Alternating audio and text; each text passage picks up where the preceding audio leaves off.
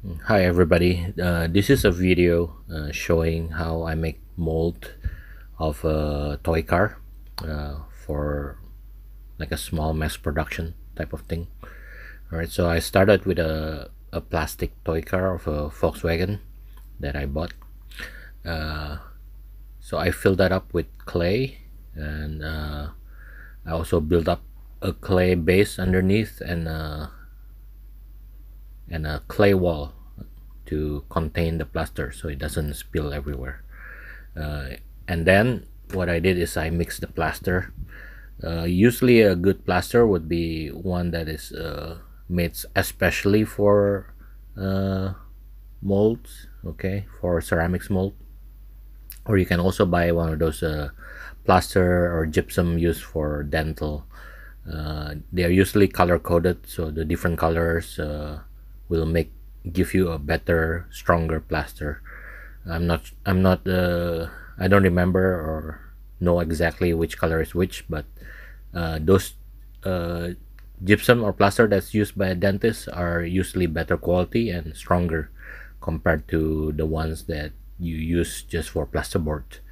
Okay, uh, and then you basically mix it up at usually it's around 1.5 parts of gypsum to 1 part of water, and then you mix that up really well until there are no clumps, and then you start brushing it on the object.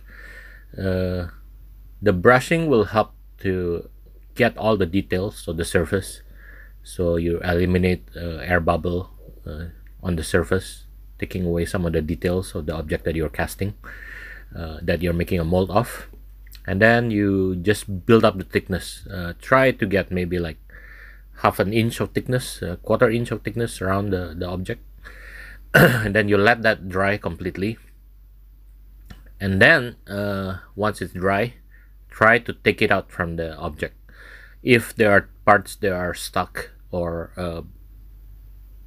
there are undercuts that makes it stick together, go ahead and crack it.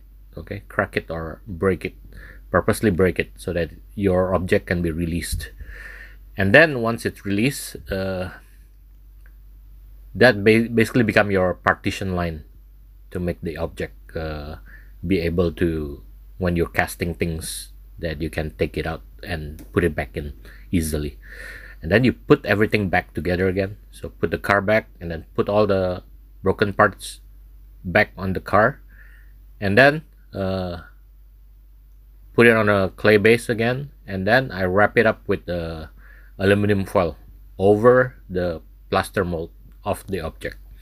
Okay, what I'm doing now is trying to make another mold on top of it to hold all the broken parts together, so it's like a support system. Okay, so you build it up with a you can also use saran wrap, like a plastic wrap for food, but it seems the aluminum foil works really good for me, so that's what I use. So press the aluminum foil really tight around the object, the and make sure that the plaster mold is really stuck to the object really well, like in the right position. Okay, then I start building up a plaster over the aluminum foil. Here the plaster has been dipped in those plaster into those cloth, cheesecloth, just to give it strength. Okay, you don't really have to, but that helps to hold the plaster together. And then once the plaster, there's a even coating, a thin coating around it, I put up more of the cheesecloth over it. As I said before, it's just to give more structure to hold the plaster, to make it stronger. If you build up this outer shell strong and thick, it will help, because I'm using this mold as a press molding mold for clay, so there will be some amount of pressure given to it. So if it's too thin, you might also break the outer shell mold. So I recommend make it stronger and thicker it will give you a more long-lasting and stronger mold to play around with later on. And then you let that dry. Then once it's dry, you can take out the car, and this is what it looks like. And this is ready for press molding. So basically that the outer shell just now that we're building around on top of the aluminum foil is to hold the broken pieces of mold in place.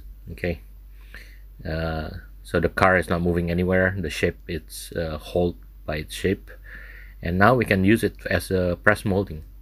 If you do this really well and really tidy, you can even use it for slip casting. Okay, I suggest you build it up maybe slightly thicker for the initial mold over the object of the car for slip casting.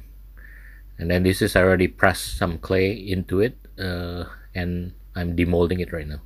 Since the molds that is attached to the object or the car is already in pieces, like in partitions, so you just kind of peel off the parts, and you should get quite a good casting of whatever object you're making.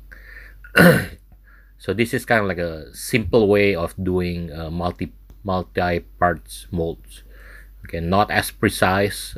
If you do it precisely, you have to really observe the object, put all the partitions where you think there will be undercuts and places where it catch. This way it's just like easier way, but sometimes this way will break the master, okay, the object that you're casting, since with what I'm casting right now, the plastic is kind of flexible, so I can just pull it out. But if you're casting something more solid, you might have to either cut the plaster open or hit it with a hammer to break it into parts. Okay, but have fun.